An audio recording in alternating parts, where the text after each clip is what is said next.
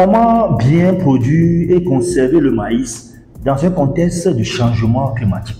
La famille, c'est dans cette vidéo. Donc, prenez place confortablement. Let's go! Déjà, je vous rappelle que cette vidéo n'est pas une formation. C'est un renforcement de capacité. Car je sais que vous connaissez, que vous maîtrisez déjà. Donc, ce n'est que quelques rappels, la famille. Ok, let's go! Donc, comme vous le savez, actuellement, on est dans un contexte de changement climatique. Et dans le domaine agricole, on parle des aléas, de sécheresse, d'inondations, etc. Donc, la manière dont nos parents, nos grands-parents produisaient avant, mais dans le temps, mais ce n'est plus la même manière que nous aussi, nous devons produire maintenant la famille. Donc, actuellement, on parle des techniques améliorées de production du maïs, les bonnes pratiques de production du maïs. Donc, dans cette vidéo, on va voir comment bien produire et conserver le maïs dans un contexte de changement climatique. Donc, je vous convie à suivre cette vidéo avec attention. Et je suis sûr que vous aurez une valeur ajoutée dans cette vidéo. Donc, sans plus tarder, let's go! Tout d'abord, avant de commencer à produire le maïs, on commence d'abord par une première étape qui est numéro 1. Choix du site.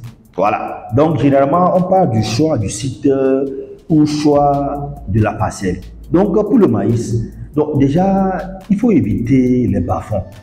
Là où il y a trop d'eau, là, il faut éviter ces terres-là, ces sols-là. Donc, le maïs préfère les sols riches, profonds, légers, meubles, argileux qui ne retiennent pas trop d'eau en période de pluie. C'est ça, c'est le sol là vraiment qu'il faut vraiment pour produire du bon maïs.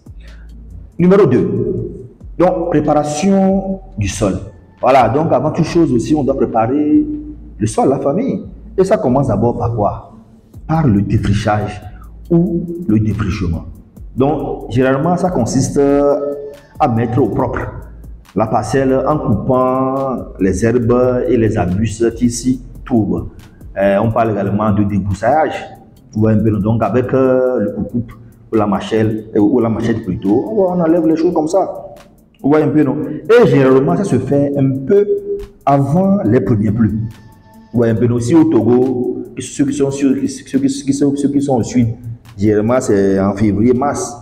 Vous voyez un peu, non? Et les nordistes là, c'est généralement en avril, mais ils commencent par faire le défrichement. Et après le défrichement, mais n'oubliez pas également, lors du défrichement, il faut éviter aussi de brûler les débris. Les débris comme les feuilles et les pailles, après avoir enlevé les troncs d'arbres et consoles là. Il faut éviter de brûler ces feuilles-là, car ils sont riches, la famille, pour la terre. C'est ça maintenant qui nous amène maintenant au 2-1-2 plutôt, épandage de fumier. Donc avant le labour, mais on doit épandre le fumier ou le compost, la famille.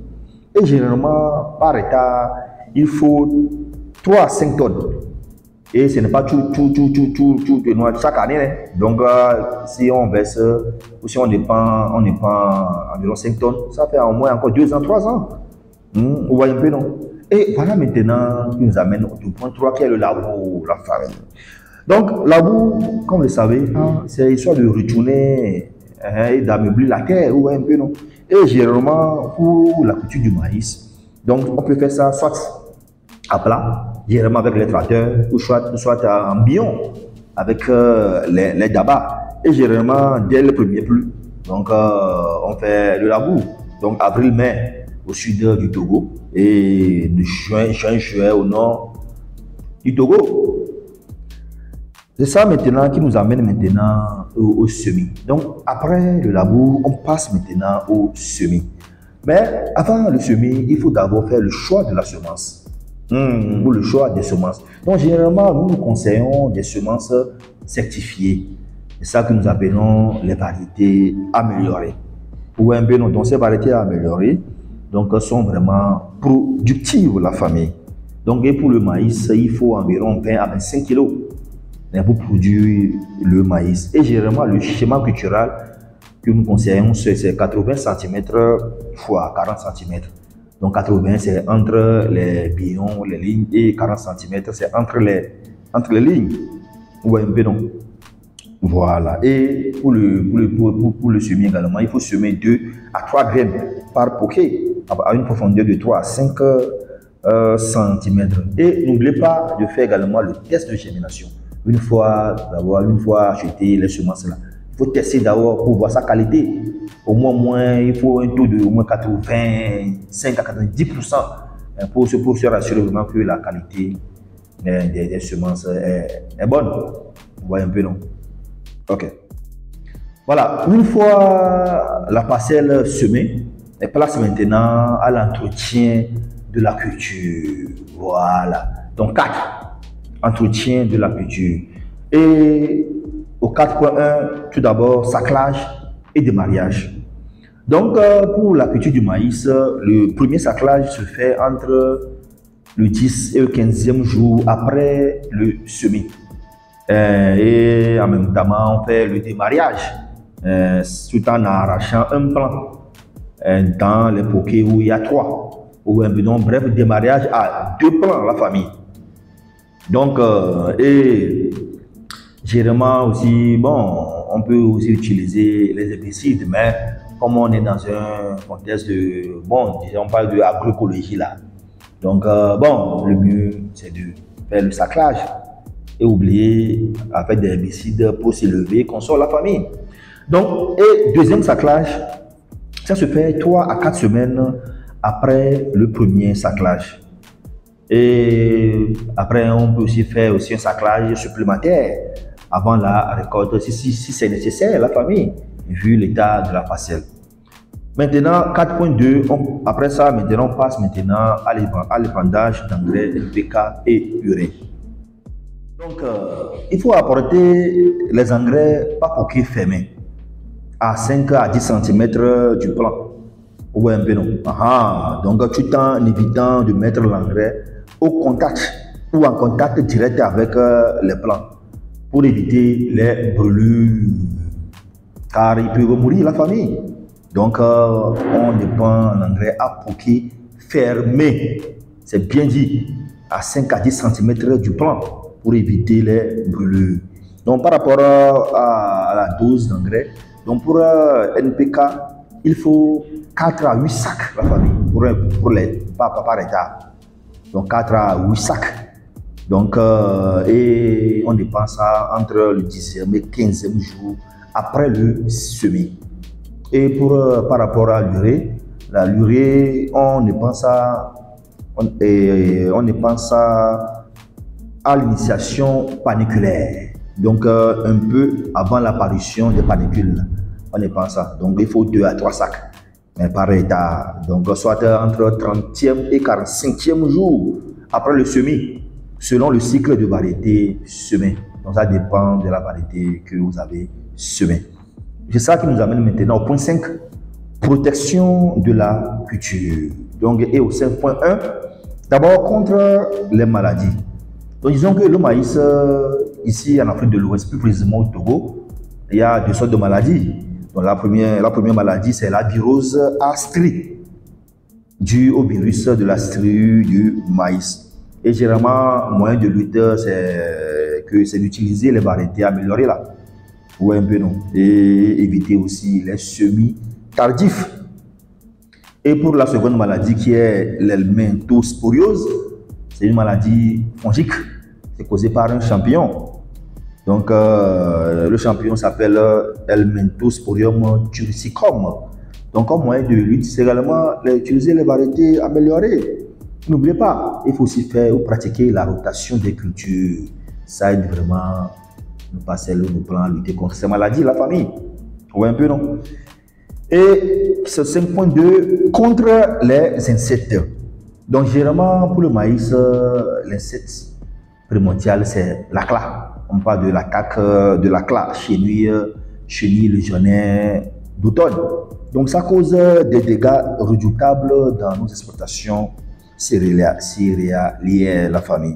Donc, généralement, pour la méthode de lutte, c'est la gestion intégrée de lutte contre la classe. Donc, c'est beaucoup. Ou un peu une observation irrégulière de la parcelle, utilisation des biopesticides, utilisation même de l'insecticide qu'on appelle macoche pour gérer ça de façon intégrée. Ou un peu non. Et également, par rapport aux insectes, il y a aussi les ravageurs du stock. Et pour le maïs, il y a le grand capucin du maïs et le charançon. Donc, bref, il faut éviter les récoltes tardives et traiter les grains germants après le grainage. Donc, il faut traiter un peu. Donc, c'est ça qui nous amène maintenant au point 5.3. Contre maintenant le striga, la protection des cultures. Donc, déjà, il faut savoir que c'est une plante parasite aux fleurs violettes, rouges ou roses. Et la présence de cette plante dans un champ de maïs peut faire perdre toute la production. Donc, mais pour moyen de lutte, également, il faut utiliser surtout les variétés améliorées, les variétés tolérantes de striga. Et généralement aussi dans le champ, il faut arracher ces plants de striga avant leur floraison, la famille. Ouais, un peu non. Voilà, et pour terminer, donc place maintenant la récolte. Donc, la récolte de maïs, on récolte lorsque les feuilles sont sèches. Les spathes ou les spathes jaunes, les grains durs et secs. Et il faut enlever les spathes directement au champ. Ou un peu, ne prenez pas les spathes directement pour aller à la maison. Non. Directement au champ pour enlever, prenez seulement les épis pour aller à la maison, pour éviter les problèmes. Donc, au 7, bon, on va aussi parler des activités post-récolte. Ou un peu, non. Donc, premièrement, 7.1, on parle d'abord du séchage des épis. Donc, arriver à la maison sur une aire de séchage, jusqu'à ce que les graines soient bien secs, il faut les sécher. Et après ça, maintenant, on passe maintenant au 7.2 qui est le grainage et banage. Donc, on fait l'abattage, soit à l'aide d'une égreneuse manuelle ou une égreneuse motorisée, ou même un battage manuel. Ouais, un peu. Et après, il faut vanner le maïs et le sécher encore à nouveau pour la conservation. Et c'est ça qui nous amène maintenant au dernier point qui est le 8, conservation et stockage du maïs. 8.1. D'abord, il faut le traitement des grains. Donc, il faut mélanger bien les grains avec le produit insecticide conseillé. Ils sont nombreux, la famille. Et au 8.2, c'est stockage de maïs grain. Il faut stocker le maïs dans un magasin bien aéré sur les palettes et non par terre, la famille. Et saupoudrer aussi les palettes là, avec le même produit en question. La famille, voici un peu ce que j'ai préparé pour vous. Donc, j'attends vos réactions dans les commentaires. Sur ce, arrivez-nous vous dire ciao, choba, pou, pou.